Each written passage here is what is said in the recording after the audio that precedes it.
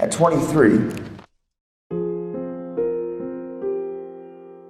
I was responsible for taking her life.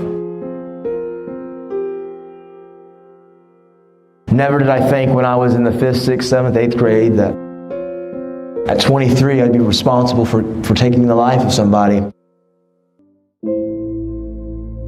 was a Friday night, 2009, July 17th.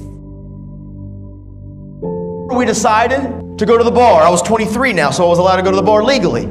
Even though I wasn't supposed to be there, because 3 months prior to this, I had just got a DUI. So I had no license and I was on probation. My buddies and we were all going to the bar and they said, "Nathan, are you driving?" And I said, "Oh no, absolutely not. I don't have a license. I'm on probation. I'm not even supposed to be doing it." So I had drank and consumed a half a fifth of whiskey and 13 shots of tequila. I was drunk.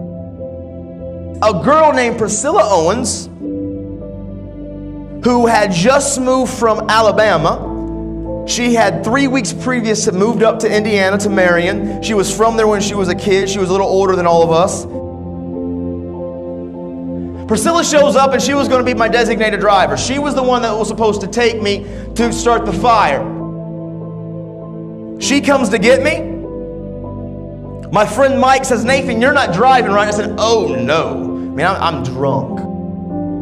I'm not driving, she is. She's my designated driver. We got this. We're going out to TJ's. We're starting the fire. I'll see you in a little bit." Cool, we shook up and we're out the door.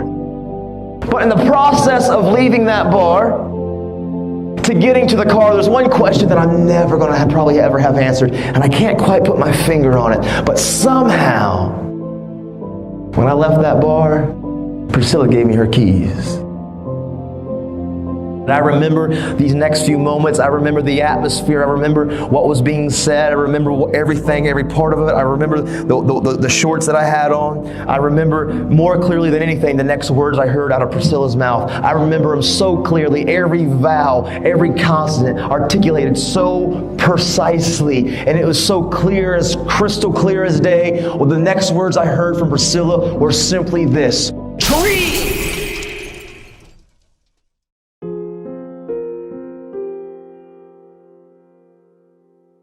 And I woke up in a hospital bed. The paramedics report, it said this. It said when they arrived on scene,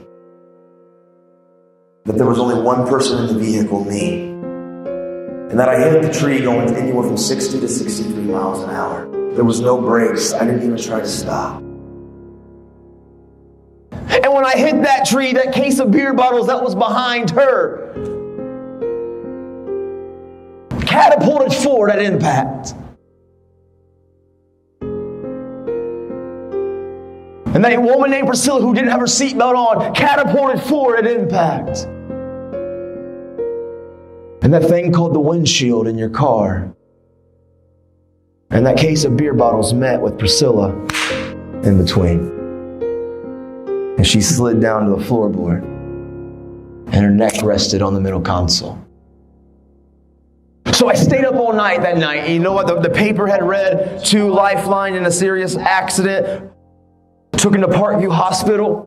Nobody would tell me if she was alive, if she was dead. I had no idea, but I knew the paper said something that morning. And if she was alive or if she passed away, the paper would probably say something the next morning. The paper man shows up at like 4 a.m. He comes driving by. Everything slows down like a movie. He rolls the window, he throws the paper, it hits, boom.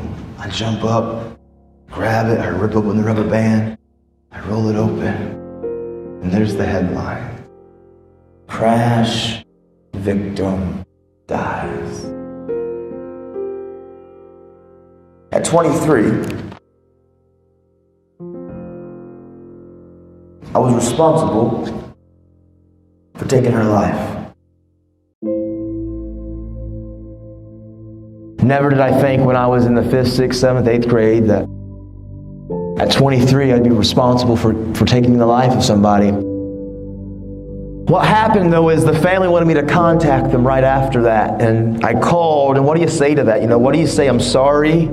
But I called and the family said, "Nathan, well, listen, Priscilla was sober. It was her vehicle. We can't put all the blame on you, which I didn't agree with. I was solely to blame. I was the driver. I don't care how drunk I was. It was my fault. But they said, listen, there's no reason for two families to be destroyed. We want you to know that we love you, even though we don't know you. We forgive you, even though we don't know you. But do us a favor. Just try to make the world a better place. Try to don't let Priscilla die for nothing. Just make a difference.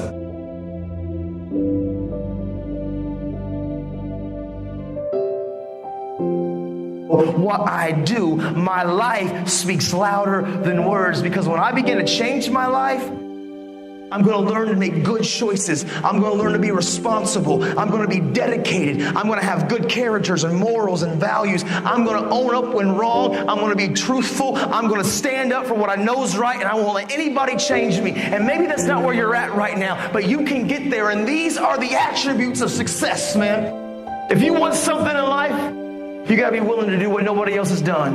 If you keep doing the same thing you've always done, it's the definition of insanity. If you want to change, you're going to have to be willing to change. Good choices will always have good results. And I was making a lot of bad choices and a lot of bad decisions. And I was basing my value, my worth, off your opinions. And I learned something. Listen to me, everybody in here, I want you to understand something. Your value is never based off any of the opinions of anybody in this room. Who cares what anybody thinks or says about you? They are not your merit system. They are not your system of worth. You are who you say you are by your actions. But the choices and the decisions that we make have consequences, good or bad. And when I went to prison,